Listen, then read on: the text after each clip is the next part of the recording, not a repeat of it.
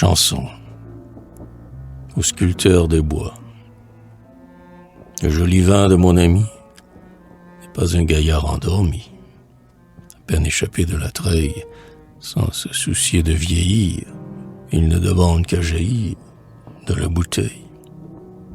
Le cœur aussi de mon ami ne se donne pas à demi. Il n'est jamais d'humeur chagrine, toujours prompt à vous accueillir.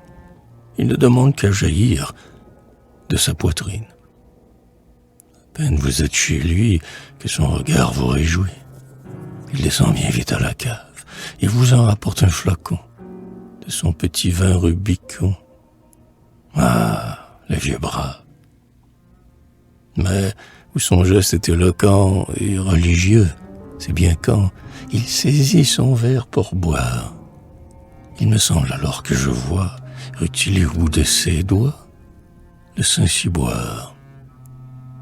Puis, à mesure que le vin descend dans ce profond ravin qui est son gosier grandiose, sa bonne figure apparaît, resplendissante, on le croirait en métal rose. Son âme dans ses yeux fleuris. Il s'abandonne et s'attendrit sur le sort du commun des hommes qui n'ont pas de ce vin subtil et positif. Pauvre, dit-il, gueux que nous sommes.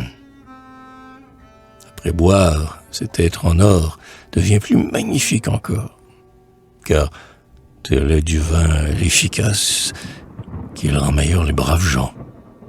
Cependant que les cœurs méchants, il coriace. C'est merveille que de l'ouïr. Les mots viennent s'épanouir sur sa bouche sacerdotale, en aphorismes prompts et courts. Jamais en de trop longs discours, il ne s'étale. Son verbe est sagace et prudent. Il parle comme un président.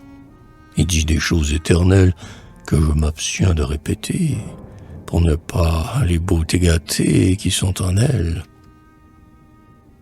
Que le Seigneur Dieu, avant qu'en son paradis bleu, il ne rappelle à lui ce sage, pour trinquer avec ses élus, nous le garde 100 ans et plus, et davantage.